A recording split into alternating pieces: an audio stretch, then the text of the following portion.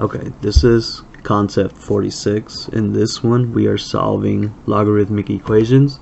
The first type of equation we'll have is when we have logs on both sides of the equation.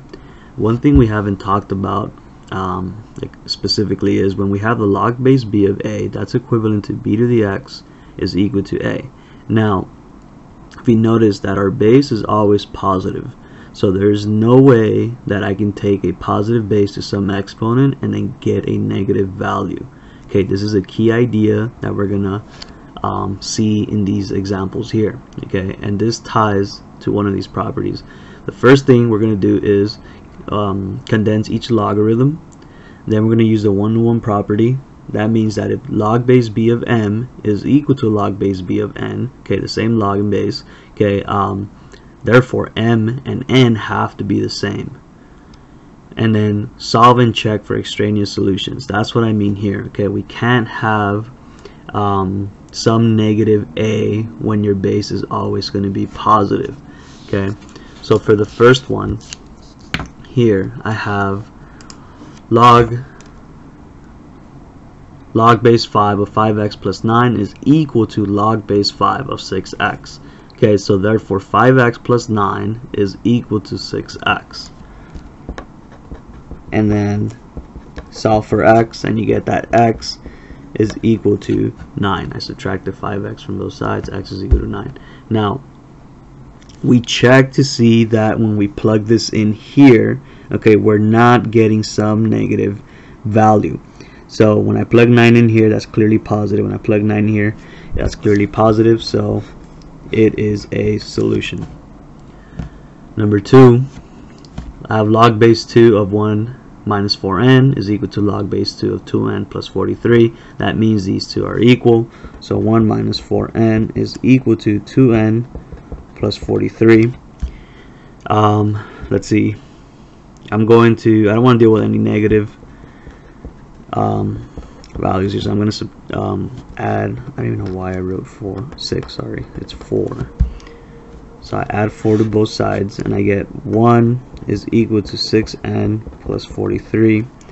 I subtract 43 from both sides and I get 6n is equal to negative 42, and I get that n is equal to negative 7. Now this doesn't mean it's not a solution. We have to check and see what we get when we plug it in. When I plug in negative 7 here, I get negative 4 times negative 7. Okay, so it becomes positive 28 or 29 in total here. Similarly, if I plug in negative 7 here, it becomes 2 times negative 7 is negative 14, but negative 14 plus 43 is still positive. So yes, this is a solution. Number 3, I have log base 9, so these are equal. I have 6 minus 3w is equal to negative 2w, and I'm going to add 3w to both sides and I get that 6 is equal to w. So let's plug this in and check to see what we get. If I plug 6 in here, I get 6 minus 18, that's negative. And if I plug in 6 here, I get negative 2 times 6, that's negative. So this one is not a solution. Okay, and this is what I want to see. Okay,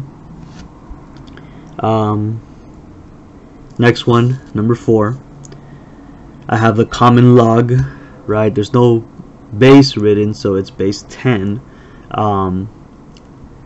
And I have 2 on the left side and I have 1 on the right side. So what I have to do here is I do have to condense.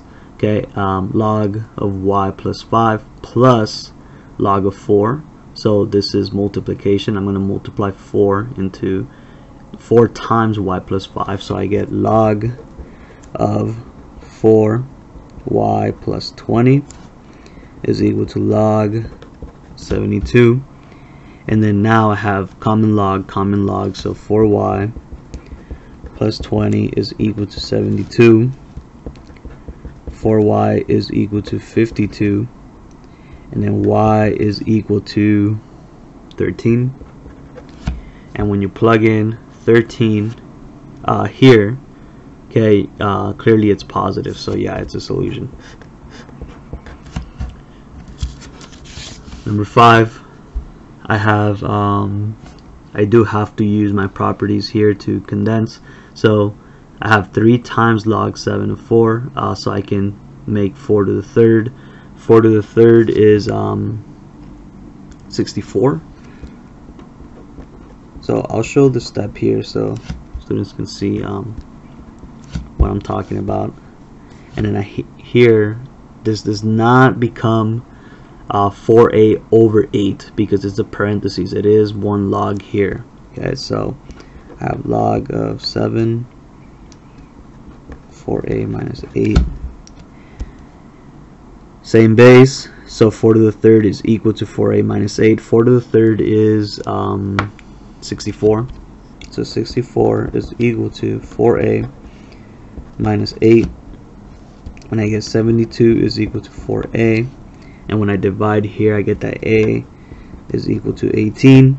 And when I plug in 18 here, you can see that it's clearly positive. So it is a solution. Number 6, I have log base 4. I have 2 logs on the left side, and I have subtraction. So I can rewrite this as a quotient. I have log of 4 of 68 over 4 is equal to log of 4 of 3n plus 11. Right here, this divides into 17, and I have the same base, so I'll have 17 is equal to 3n plus 11, and then when I subtract 11 from both sides, I get that 3n is equal to 6, and then n is equal to 2. And when I plug this in here, you can see that it's clearly positive, so yeah, it's a solution. Number 7, I have a half times log base 6 of 25, so I can move this as the exponent. Exponent of a half is the square root, so I have the square root of 25, which is 5. So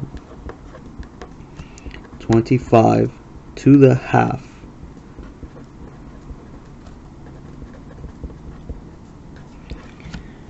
and I have the same base, so 25 to the half. Again, the square root of 25, I get 5 is equal to 23 minus 4w. I subtract 23 from both sides, I get negative 18 is equal to negative 4w.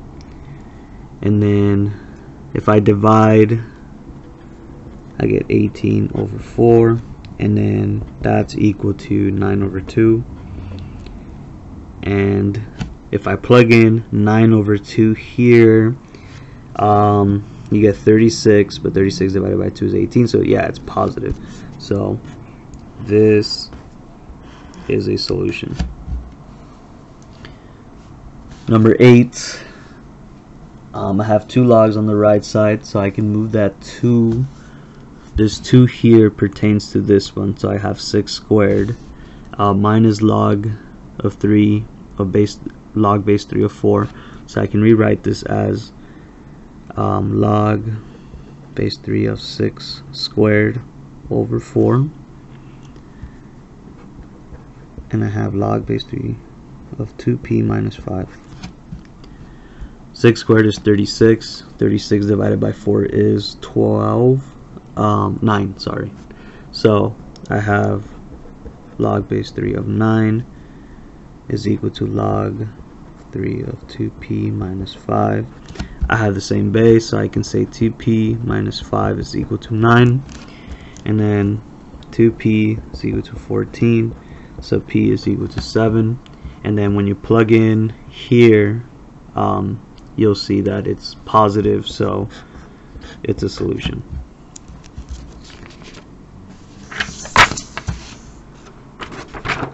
Next one, so I don't need to condense. I have 1 log in each side of the equation, and I have the same base, so I can say m squared is equal to 18 minus 7, m, and then if so, what we have here is, because we have you can say in a sense a quadratic, okay, you want to get everything to the left side or on one side and then solve it.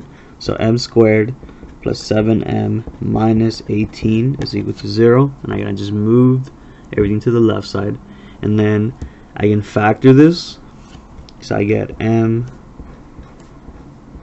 and m, that's equal to 0. Factors of negative 18 that add up to positive 7, I get 9 and negative 2. So then my solutions are 9, m is equal to negative 9, and m is equal to 2. Now you have to check both of these. Negative 9 squared is positive. Negative 9, if you plug it in here, because you have minus 7, that makes it positive, so it's all positive. So this is a solution. And if you plug in 2, you see that you do get positives. So that's also a solution. For number 10, I do have to condense. So I have plus, so I can multiply this. I can rewrite this as log. It's the common log of 2k squared equal to, and that's 1 log, so k squared plus 16. So I get 2k squared is equal to k squared plus 16. Get everything on one side, so let's get everything to the left side. If I subtract k squared from both sides, I get k squared minus 16 is equal to 0. This is a difference of squares, so it factors to k and k plus minus, and then factors of 16 is 4 and 4. So then my two solutions here are negative 4 and k is equal to 4. Double check. Negative 4 squared is positive here as well, so it's positive, and of course this one would be positive, so they are both solutions. The type 2 equation you'll have is when you only have a log in one side of the equation, and that's equal to some value. So what you do is, well, first you have to condense and isolate the logarithm, send it only to one side, and then condense if you have to. And then the second step would be to write it in exponential form. Okay, and then similarly you're going to solve and check for any solutions that don't work. So for the first one, okay, and remember how we write exponential form. Given log, you push the base over to the right side and you get that x minus 4 is equal to 2 to the 6, and then so x minus 4 is equal to 64, and then x is equal to 68. Take this and then check to see if you get a positive, and you do. Okay, so this is a solution. Next one, isolate the logarithm, so I can send 7. I could add 7 to both sides. So I get, let's rewrite this, log base 3 of 4x plus 8 is equal to, and if I add 7 to both sides, I get that's 4. If I move this over, I get 3 to the 4th is equal to 4x plus 8. And again, I just rewrote the log as exponential form. And then right here in the previous one, it could have also been 2 to the 6 is equal to x minus 4 is the same thing. So 3 to the 4th is 81. And then if I solve for x here, I get 4x is equal to 73. And then x is equal to 73 over 4. And if you plug this in here, clearly you'll get a positive. So it's a solution. Number 13, I have to condense first. I have plus, so I can multiply these two, and it's a common log. So I have log of 2x squared minus 10x is equal to 2. have that like that. It's the common log, so there's base 10, so you can rewrite this as 10 squared. 10 squared is equal to 2x squared minus 10x. And it's similar to the previous ones where you're gonna get everything on one side. Well, first this is 100, and then now you get everything to one side, and then you solve. So I get 0 is equal to 2x squared minus 10x minus 100. I can factor out of 2, so I get 0 is equal to 2 times x squared minus 5x minus 50, and then I can factor that. 0 is equal to 2 times factors of negative 50 that add up to negative 5. That's going to be negative 10 and 5. So then my two solutions, I ran out of space here, are 10 and negative 5. And what you need to do is now check to see if they give you positive values. If you plug in 10, you can see that you get positive values, so this is a solution. But if you plug in negative 5, I get negative 10 here, and then negative 5, negative 10. So then this one is not a solution. You do not box this one. You can put an X next to it, or if you do box it, then just cross it out, clearly showing me that it's not a solution. Or you can write it out, not a solution. Okay. Number 14. I have two logs on the left side, so I have to condense. I have a 2 here in front of this one, so I can write this as log of x squared minus log of 4 is equal to 2. And then I have subtraction, so I can write this as log of x squared over 4 is equal to 2. And then it's the common log, so I can rewrite this now as 10 squared is equal to x squared over 4. 10 squared is 100, and if I'm solving for x, I multiply both sides. I get 400 is equal to x squared. Then I take the square root of both sides, and my solutions here are x is equal to positive 20 and x is equal to negative 20. And then verify which one works. This one gives me a positive. This one, however, gives me a negative, so this one is not a solution. So this one checks out. This one does not. Last two. Let's see. We have plus, so it's multiplication. When I condense, so x times x plus 9, I get log base 6 of x squared plus 9x is equal to 2. Base 6, I have 6 squared is equal to x squared plus 9x. 36 is equal to x squared plus 9x.